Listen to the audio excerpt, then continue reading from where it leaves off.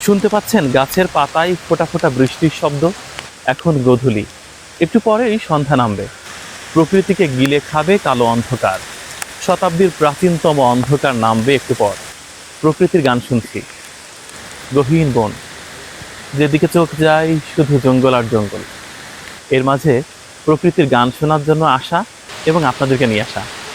মানুষ যেমন গান করে, প্রকৃতিও সারাক্ষণ গান করে।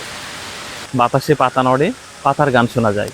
বৃষ্টি পড়ে, বৃষ্টির শব্দ শোনা যায়। গীতশ্রী সন্ধ্যা মুখোপাধ্যায়ের সেই বিখ্যাত গানটির কথা মনে আছে? ঝরা পাতা ঝড়কে ডাকে, বলে তুমি নাও আমাকে।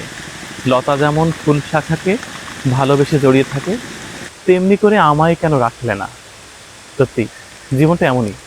কত প্রশ্নের উত্তর মেলে না মানুষের জীবনে। জহির রায়হানের হাজার বছর ধরে উপন্যাসে মন্টু টুনিকে পাওয়ার জন্য পাগল প্রায় ছিল। টুনিও তাই। শেষমেশ সুযোগ পাওয়ার পরও টুনি মন্টুর সাথে ঘর বাঁধেনি। মানিক বন্দ্যোপাধ্যায়ের পদ্মা নদীর মাঝিতে ময়নাদ্বীপে যেতে চায়নি শেষমেশ কপিলা। খুবের মাঝি একাই গিয়েছিল, যার জন্য হৃদয় পড়ে তাকে ঠিকঠাক পাওয়া যায় না। পেলেই বরঞ্চ বিপত্তি, না পেলেই প্রেম শাশ্বত চিরযৌবনা।